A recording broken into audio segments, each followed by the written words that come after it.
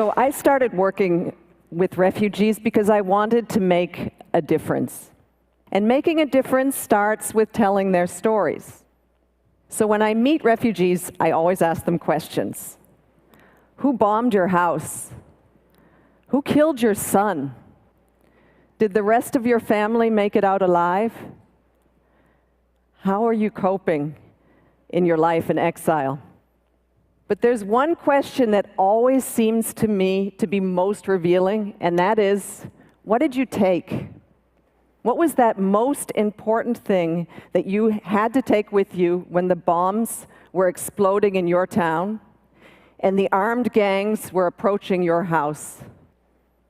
A Syrian refugee boy I know told me that he didn't hesitate when his life was in imminent danger. He took his high school diploma. And later he told me why. He said, I took my high school diploma because my life depended on it. And he would risk his life to get that diploma. On his way to school, he would dodge snipers. His classroom sometimes shook with the sound of bombs and shelling. And his mother told me, every day I would say to him every morning, honey, please don't go to school. And when he insisted, she said, I would hug him as if it were for the last time. But he said to his mother, we're all afraid, but our determination to graduate is stronger than our fear. But one day, the family got terrible news. Hani's aunt, his uncle, and his cousin were murdered in their homes for refusing to leave their house. Their throats were slit. It was time to flee. They left that day right away in their car, Hani hidden in the back because they were facing checkpoints of menacing soldiers. And they would cross the border into Lebanon, where they would find peace. But they would begin a life of grueling hardship and monotony. They had no choice but to build a shack on the side of a muddy field, and this is Hani's brother Ashraf, who plays outside. And that day, they joined the biggest population of refugees in the world. In a country, Lebanon, that is tiny, it only has 4 million citizens, and there are 1 million Syrian refugees living there. There's not a town, a city, or a village that is not host to Syrian refugees. This is generosity and humanity that is remarkable. Think about it this way proportionally. It would be as if the entire population of Germany, 80 million people, would flee to the United States in just 3 years. Half of the entire population of Syria is now uprooted. Most of them inside the country. 6.5 million people have fled for their lives. Well over 3 million people have crossed the borders and have found sanctuary in the neighboring countries. And only a small proportion, as you see, have moved on to Europe. What I find most worrying is that half of all Syrian refugees are children. I took this picture of this little girl. It was just 2 hours after she had arrived after a long trek from Syria into Jordan. And most troubling of all is that only 20% of Syrian refugee children are in school in Lebanon. And yet, Syrian refugee children, all refugee children, tell us education is the most important thing in their lives. Why? Because it allows them to think of their future rather than the nightmare of their past. It allows them to think of hope rather than hatred. I'm reminded of a recent visit I took to a Syrian refugee camp in northern Iraq, and I met this girl, and I thought she's beautiful, and I went up to her and asked her, can I take your picture? And she said yes, but she refused to smile. I think she couldn't.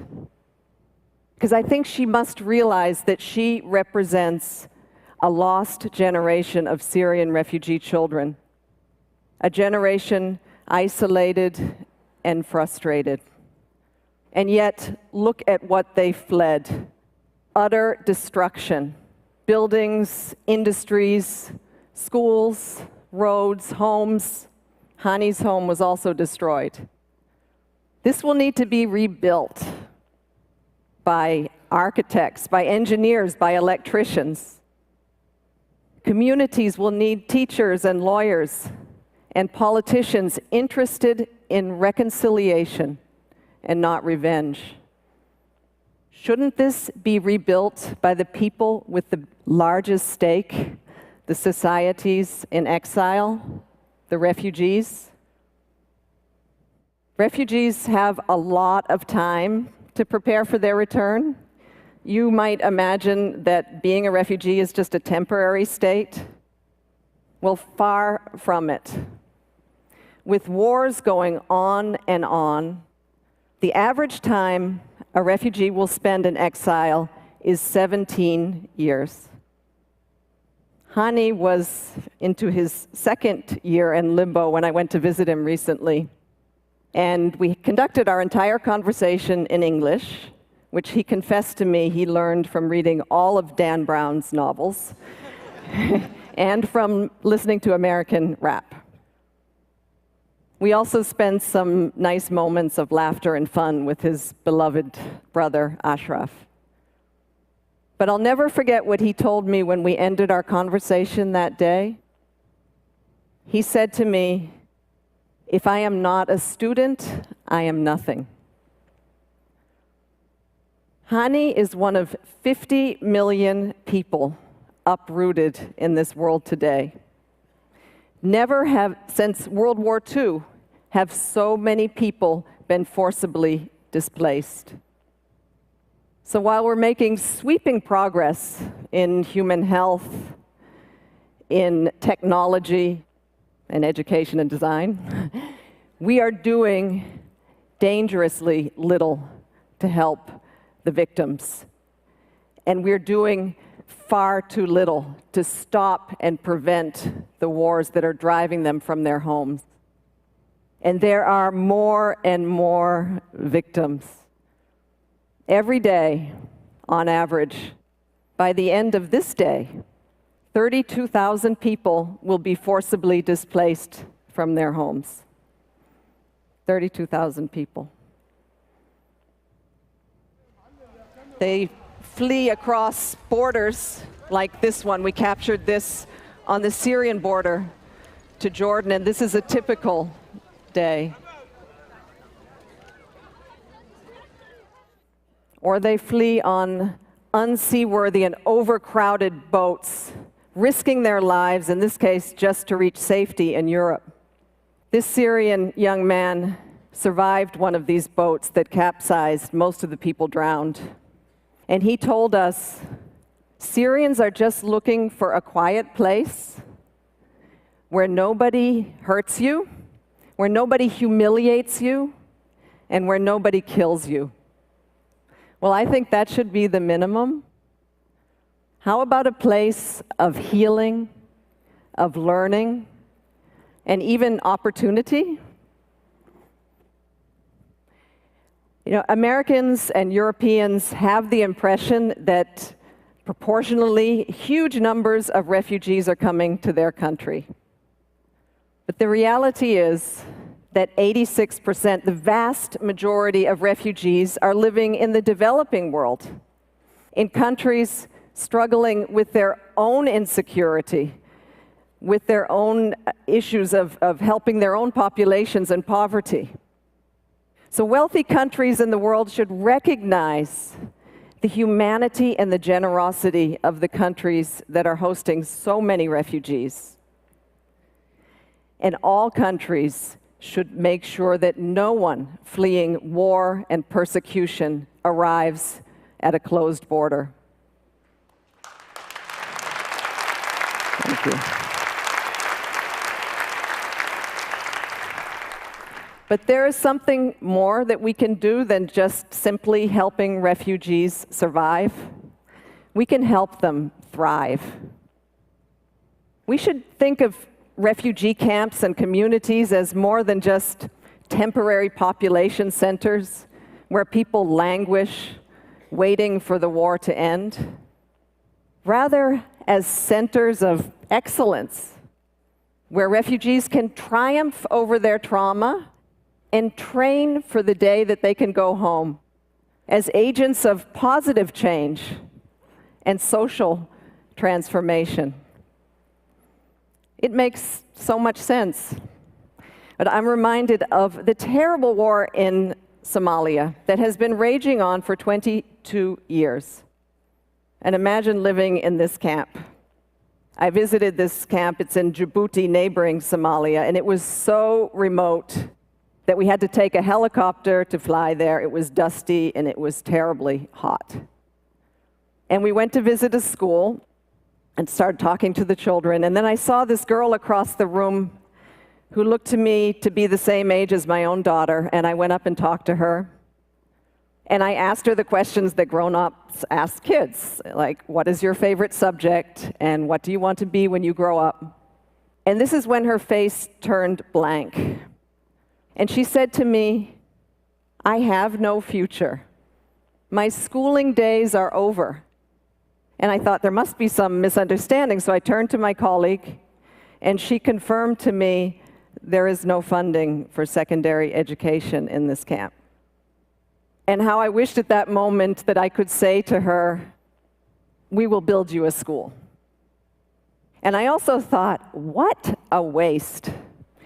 She should be, and she is, the future of Somalia. A boy named Jacob Atem had a different chance, but not before he experienced terrible tragedy. He watched, this is in Sudan, as his village, he was only 7 years old, burned to the ground, and he learned that his mother and his father and his entire family were killed that day. Only his cousin survived, and the two of them walked for 7 months. This is boys like him, chased and pursued by wild animals and armed gangs, and they finally made it to refugee camps where they found safety. And he would spend the next 7 years in Kenya in a refugee camp. But his life changed when he got the chance to be resettled to the United States. And he found love in a foster family, and he was able to go to school.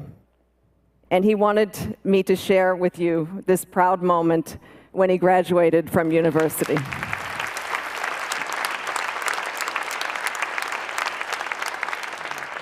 I spoke to him on Skype the other day, and he was in his new university in Florida, pursuing his PhD in public health.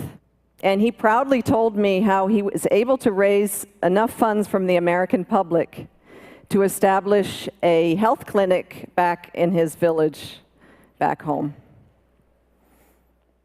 So I want to take you back to Hanny. When I told him I was going to have the chance to speak to you here on the TED stage, he allowed me to read you a poem that he sent in an email to me. He wrote, I miss myself, my friends, times of reading novels or writing poems, birds and tea in the morning, my room, my books, myself, and everything that was making me smile. Oh, I had so many dreams that were about to be realized. So here's my point. Not investing in refugees is a huge missed opportunity. Leave them abandoned, and they risk exploitation and abuse. And leave them unskilled and uneducated, and delay by years the return to peace and prosperity in their countries. I believe how we treat the uprooted will shape the future of our world The victims of war can hold the keys to lasting peace, and it's the refugees who can stop the cycle of violence.